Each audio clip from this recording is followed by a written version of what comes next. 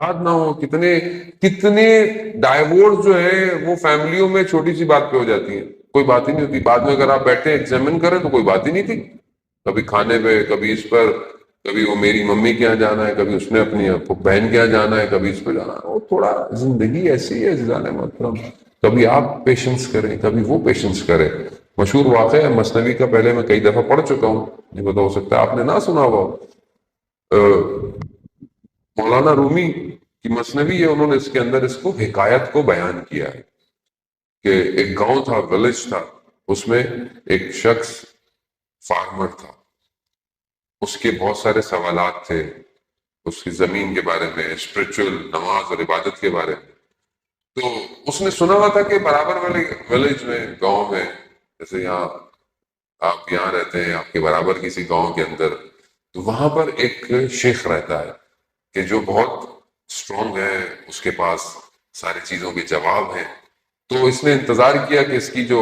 فصل ہے، جو گندم کرتا تھا، یہ ہٹے ہو جائے، یہ جاتا ہے اس ولیج میں اور جا کر پوچھتا ہے کہ یہ شیخ کہاں رہتا ہے۔ تو شیخ کے گھر پہنچ جاتا ہے، دروازہ نوک کرتا ہے، تو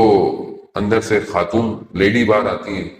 لیڈی عورت سے پوچھتا ہے کہ شیخ کدھر ہے؟ تو کہتی ہے کون شیخ، کہاں کا شیخ؟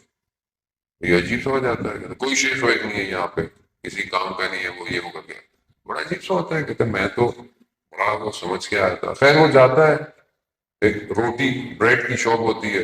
اس سے پوچھتا ہے، تو وہ کہتا ہے ہاں شیخ، شیخ جو ہے وہ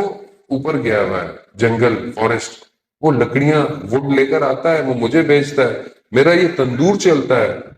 اور اس کا زندگی جو ہے وہ چلتی ہے۔ تو کہتا ہے کہ کہاں ملے گا؟ کہا جنگلوں میں، فارسٹ میں جاؤ۔ جب وہ جاتا ہے تو دیکھتا ہے کہ ایک بہت ہی نازک سا شخص جو ہے وہ آ رہا ہے، اور اس کے برابر میں ایک شیر، ایک لائن آ رہا ہے، اور اس لائن کے اوپر لکڑیاں رکھی ہوئی ہیں۔ اب یہ گھبراتا ہے، کہتا ہے یہ شیر، اور یہ، اب وہ دیکھتا ہے، بولتا ہے آپ، میں شیخ صاحب کو ڈھونڈ رہا ہوں، کہہ رہا ہاں میں ہی ہوں، کہہ رہا ہے مجھے آپ سے کچھ سوالات ہیں، کہہ رہا ہے بیٹھ جاؤ۔ اب یہ بیٹھتے ہیں تو شیر بھی بیٹھ جاتا ہے، تو اس کو ڈر لگتا ہے کہ بھئی یہ شیر ہے، کہتا ہے کچھ نہیں کہے گا یہ شیر، پریشان نہیں ہے۔ اب یہ اپنے سوالات پوچھتا ہے، اپنی زمین کے بارے میں، اپنے چیزوں کے بارے میں، اپنی عبادت، اپنا سول، ہر چیز پوچھتا ہے۔ پھر کہتا ہے کہ جتنا میں آپ کے بارے میں سوچا تھا، میں نے اس سے زیادہ بہتر آپ کو پایا، مگر میری سمجھ میں نہیں آئی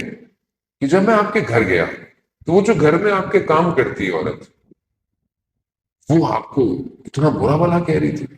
تو اس نے بولا بھائی تھوڑا آپ آرام سے بات کریں، وہ میرے گھر میں کام کرنے والی نہیں ہے، وہ میری وائف ہے، میں اس کو برداشت کرتا ہوں تو جنگل کا شیر میرے آگے گھٹنے ٹیک کے بیٹھا ہوا ہے۔ تو یہ سب کے لیے، آپ لوگ خوش نہ ہو، یہ خواتین کے لیے بھی ہے کہ وہ آپ کو بھی برداشت کر رہی ہے، یہ دونوں کے لیے ہے، یہ وائس ورثہ ہے۔ ہم مرد خوش ہو جاتا ہے کہ میں عورت کو برداشت کر، نہیں، وہ بھی تو کس کس شخص کو برداشت کر رہی ہوتی ہے ایک عورت آ کر اپنے گھر میں، اس کی کتنی اچھی تربیت ہوئی ہوتی ہے، وہ آگے دیکھتی ہے، پتہ نہیں میں نے تو نہیں سوچا تھا ایسا نکلے گا یہ۔ عزیزان محترم یہی ہے، اسی لیے حدیث ہے، مفہوم بیان کر رہا ہوں،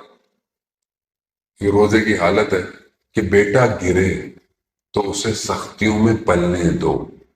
لیکن اگر بیٹی گرے تو فوراً اٹھا لو، کیوں؟ کیونکہ اس کا یہ نہیں پتا کل نصیب اس کا کیسا ہوگا۔ تو اس لیے ضروری ہے کہ بہرحال یہ ہم سب کے لیے کہ ہم تحمل